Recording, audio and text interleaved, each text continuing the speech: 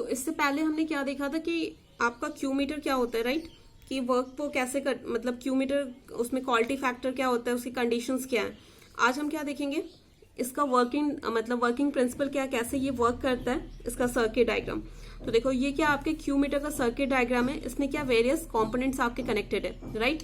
ये क्या आपका वेरिएबल आरएफ ऑक्सीलेटर है, शंट रेजिस्टेंस है, थर्मोकपल वोल्ट मीटर है, और between the terminal and T2 and T1 and T2 आपके जो जिसका आपको क्वालिटी फैक्टर मेजर करना है वो हमने कनेक्ट कर रखा है। RL यहाँ पे कैपेसिटर कनेक्ट कर रखा है, यहाँ पे क्या है आपका स्टैंडर्ड वेरिएबल कैपेसिटर कनेक्टेड है, राइट, जिसके अक्रॉस हम क्या लेंगे, आपका वोल्टेज मेजर करेंगे, ठीक है। तो ये आपका सर्किट डायग्राम है आपके क्यू मीटर का। और ये आपका क्या होता है, पहले वाले वीडियो में देखा था, ये आपका आउटपुट होगा, तो आउटपुट को और क्या लिख सकते हैं, E not equals to Q times of input voltage, ठीक है, राइट। ये आपका क्या हो गया, इनपुट वोल्टेज है, ठीक है। ये आपका इनपुट वोल्टेज क्या है, ये ईएमएफ है, वोल्टेज है, किसके कारण इंड्यूस होता है, आपके ये जो आपका शंट रेजिस्टेंस है इसके कारण ये वोल्टेज इंड्यूस होता है, ठीक है।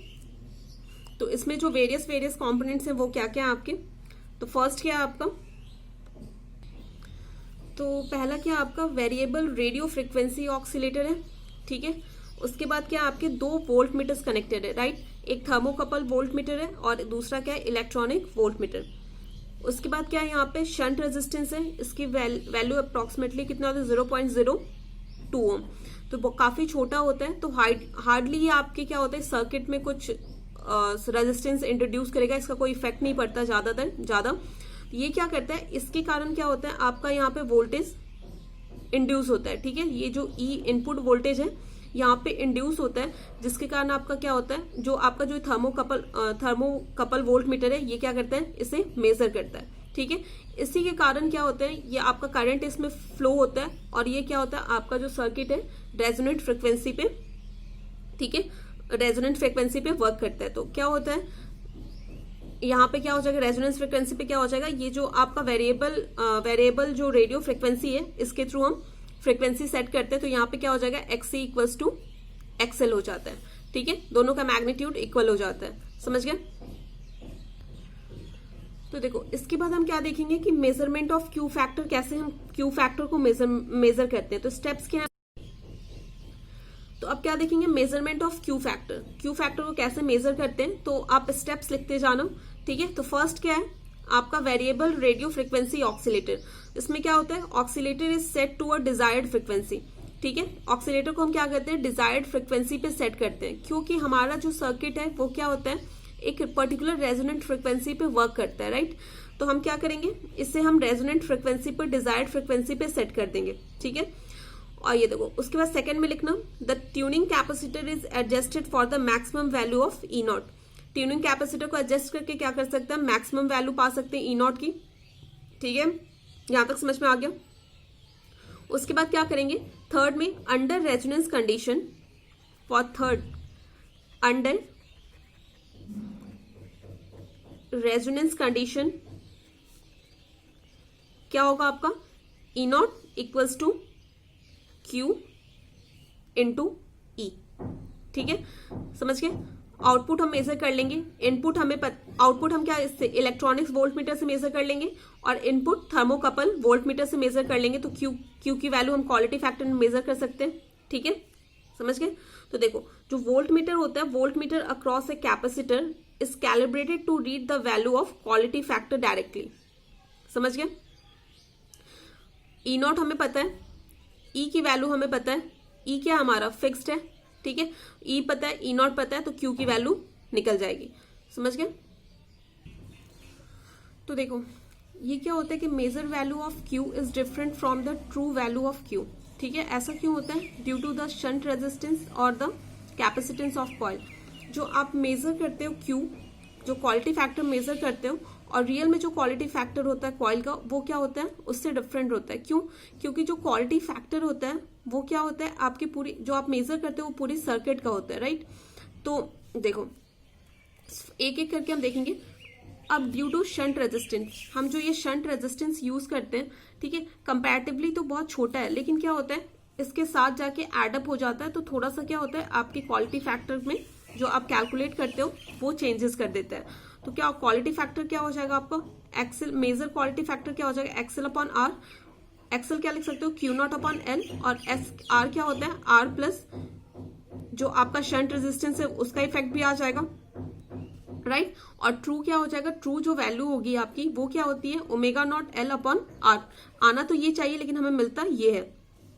तो जो ट्रू जो आपका क्वालिटी फैक्टर होगा वो कितना टाइम्स हो जाएगा आपका, इक्वल्स टू क्या हो जाएगा, जो आपका मेजर क्वालिटी फैक्टर है into 1 plus R S H plus upon R, ठीक है। तो जो मेजर वैल्यू आपका क्यू का वो smaller than the true value होगा, जो आप मेजर करोगे वो क्या होगा आपके स्मॉलर वैल्यू से कम आएगा, राइट, सॉरी जो आपके ट्रू वैल्यू है उससे कम आएगा, ठीक है। तो ये आपका एरर आता है आपके क्यू मीटर में, ठीक है। तो अगर मान लो कि हम इसे नेग्लेक्ट कैसे कर सकते हैं, अगर आपका मान लो कि किसी इंस्ट्रूमेंट का क्वालिटी फैक्टर कम है, आपका लो क्यू है किसी कॉइल का, तो क्या हो सकता है उसमें आपका जो ट्रू वैल्यू है और जो मेजर वैल्यू है वो क्या होगा, दोनों में डिफरेंस जो होगा वो काफी नेग्लिजिबल होगा। लेकिन आप हाई क्वालिटी फैक्टर के लिए आप यूज करना चाहते हो तो क्या हो जाएगा, एरर काफी ज्यादा होगा, ठीक है। देखो सेकंड क्या है आपका, डिस्ट्रीब्यूटेड कैपेसिटेंस, ठीक है, डिस्ट्रीब्यूटेड कैपेसिटेंस, राइट। अब देखो ये जो आपका जो ये जो आपको वैल्यू मेजर करनी होती है, जिस कॉइल के क्वालिटी फैक्टर मेजर करना होता है, आप T1 और T2 के बीच में कनेक्ट करते हो, तो उसका क्या होता है, कुछ कैपेसिटेंस होता है उस कॉइल का, ठीक है, डिस्ट्रीब्यूटेड कैपेसिटेंस होता है। तो वो क्या होता है, इसके साथ जाके ये जब आप क्वालिटी फैक्टर मेजर करते हो तो इन दो मतलब क्या हो जाता है, ये जो आपका कैपेसिटेंस है इसके साथ वो कैलकुलेट हो जाता है। तो आपका क्या होता है, जो मेजर वैल्यू ऑफ क्यू आप मतलब मेजर करते हो, तो measure value of Q is less than the true value, ठीक है, समझ गए, by a factor that depends upon the value of distributed capacitance, ठीक है। जो आपका मेजर वैल्यू आता है वो क्या होता है, ट्रू वैल्यू से कम आता है, depends on the value of distributed capacitance. कैसे, देखो आपकी ट्रू वैल्यू क्या होती है, क्वालिटी फैक्टर आप क्या मेजर करते हो, एक्सएल अपॉन आर। एक्सएल को आप क्या लिख सकते हो, एक्सी भी लिख सकते हो, क्योंकि as a resonant frequency X equals to XN, right. और जो मेजर्ड होगा, जो आप मेजर करोगे वो क्या आएगा आपका,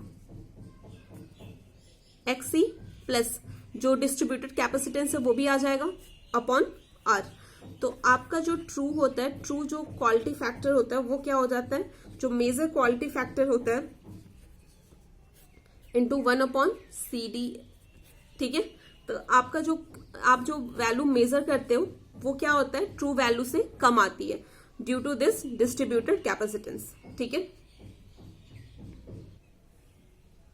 अब हम लोग क्या देखेंगे, एप्लीकेशन देखेंगे, आपका क्यू मीटर का एप्लीकेशन क्या है, द मेजरमेंट ऑफ क्यू, ठीक है। इससे हम क्या कर सकते हैं, क्यू को आपके क्वालिटी फैक्टर को मेजर कर सकते हो, उसका फॉर्मूला क्या होता है, E not equals to Q into E, यहां से आप क्यू निकाल सकते हो, क्यू नॉट अपॉन ई, ठीक है। This is the output, this is the input, right.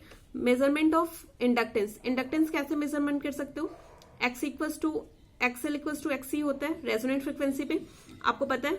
यहां से हम क्या फ्रिक्वेंसी हमने निकाला, तो फ्रिक्वेंसी क्या होता है, F naught equals to 1 upon 2 pi under root L C, दोनों का स्क्वायर करोगे तो यहां से एल आप क्या आ जाएगा, 1 upon 4 pi square F square C, ठीक है। थर्ड क्या है, measurement of resistance, quality factor क्या होता है, omega not L upon R, omega not क्या होता है, 2 pi F not L upon R, यहां से आर की वैल्यू क्या आ जाएगी, 2 pi F not into L upon Q, ठीक है। तो ये आपका आ जाएगा, रेजिस्टेंस की वैल्यू आप मेजर कर सकते हो। Measurement of frequency, F naught क्या होता है, F naught equals to 1 upon 2 pi under root L C, ठीक है। तो और भी बहुत सारे एप्लीकेशन है, तो ये कुछ एप्लीकेशन है आपके क्यू मीटर के।